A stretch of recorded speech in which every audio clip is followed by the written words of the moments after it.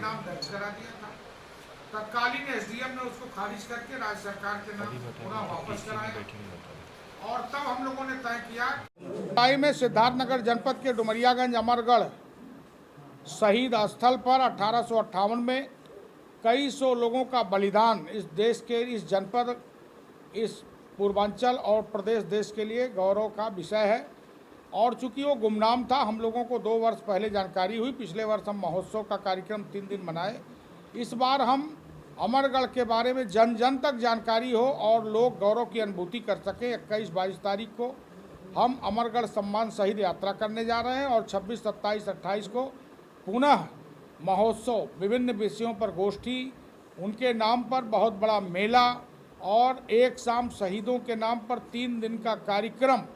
और इसीलिए आज मैं, चूँकि इस पर चर्चा करने के लिए जन जन तक अमरगढ़ के बारे में लोगों को जानकारी हो सके, वो अपने पूर्वजों के बलिदान पे गौरव की अनुभूति कर सकें, इसीलिए आज का ये हमारा प्रेस वार्ता आप लोगों के बीच में है। आपने कहा, मैंने और संक्षिप्त कर दिया। अब जलियांवाला बाग या इस तरह की जो भी ये पहली ऐसी घटना थी जिसमें इतने ज़्यादा लोग शहीद हुए, अब तक ये गुमनाम था, तो ये कैसे जानकारी हुई कि मतलब 1857 के बाद इस तरह की ये पहली घटना है? देखिए, आप लोग पता नहीं गए हैं कि नहीं गए, आप तो गए हैं शायद।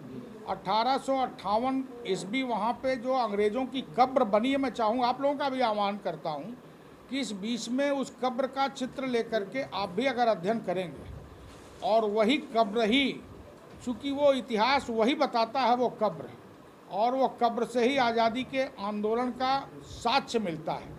और वहाँ पे पुराना बना हुआ तोरण द्वार, ये दोनों साक्ष्य हैं। और उसी आधार पे हम लोग कैलिफोर्निया की साइट से गजेटियर निकाल करके पूरा विस्तृत विवरण प्राप्त किए और उसी आधार को लेकर के हमने यह संघर्ष, यह दुर्भाग्य है कि हम अपने पूर्वजों, जिन्होंने देश की आज़ादी के लिए लड़ाई लड़ी, उनके सम्मान की लड़ाई लड़ रहे हैं। और इसीलिए फिर कह रहा हूँ कि आप सभी लोगों का हमें सहयोग चाहिए। इतनी बड़ी, मतलब इतिहास की इतनी बड़ी चीज़ अभी तक दफन थी और हमारा सिद्धार्थनगर जाहिर है अगर ये चीज़ें पहले से आई हुई थी तो अब तक मतलब सिद्धार्थनगर का अलग एक रूप होता है, अलग एक वहाँ की पहचान होती है। जाहिर आप कोशिश कर रहे हैं, तो अब तक ये चीज़ें जो नहीं हुई, इसके पीछे क्या कारण है? अब देखिए, हम बहुत पीछे अगर जाएंगे तो जो इतिहास रचा गया कि महाराणा प्रताप और अकबर को देख लीजिए, महान किसको बनाया गया। तो इतिहासकार जो वामपंथी विचारधारा से ओत प्रोत थे, उन्होंने राष्ट्रवादी पुरुषों का, राष्ट्रवादी व्यक्तित्व को हमेशा पीछे किया और वही कारण रहा, ये आज़ादी के दीवाने जो बलिदान हुए, इनको पीछे किया गया।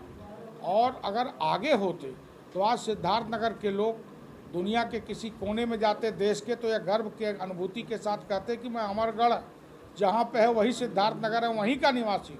और हम चाहते हैं यह स्थिति आने वाले वर्षों में बने कि सिद्धार्थनगर के लोग कहीं जाएं तो यह कहें कि हम अमरगढ़ से आए हुए। जाहिर सरकार आपकी है, आपने इसकी अलग जगह ही है। अभी तक ये गुमनाम जगह थी, कोई नहीं जानता था, आपने इसकी अलग जगह ही है। सरकार आपकी, इसको आपको और अच्छी तरह से, मतलब ये इतिहास में दर्ज हो और सबसे पहली क्रांति जो यहाँ से शुरू हुई वो इतिहास में दर्ज हो, इसके लिए सरकारी स्तर पर क्या कोशिश? देखिए, हमारे मुख्यमंत्री जी ने मेरे मांग पर मंच से घोषणा किया था, उसकी प्रक्रिया भी शुरू हुई, अंतिम चरण तक पहुंची।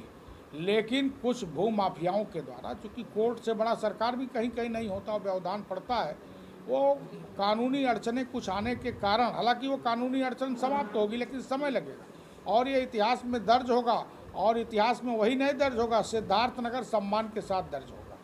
जो पूर्व गजेटियर जो ब्रिटिश गवर्नमेंट ने रिलीज किया था, वो किस सन में किया था? क्या ये 1857 से पहले की क्रांति का है या उससे बाद की क्रांति? ये 1858 26 नवंबर की क्रांति का है। देश की आज़ादी, मतलब ये पहली लड़ाई शुरू हुई थी तब का है। और अगर आप जलियांवाला बाग की बात करते हैं तो जलियांवाला बाग का कांड 1919 में हुआ था। उससे आप समझिए कि लगभग 60 वर्षों के अंतराल, 62 साल के अंतराल पर हुआ। और अगर संख्या आप देख लें तो उस जनसंख्या के अनुपात में अगर देख लीजिए तो अमरगढ़ नंबर 1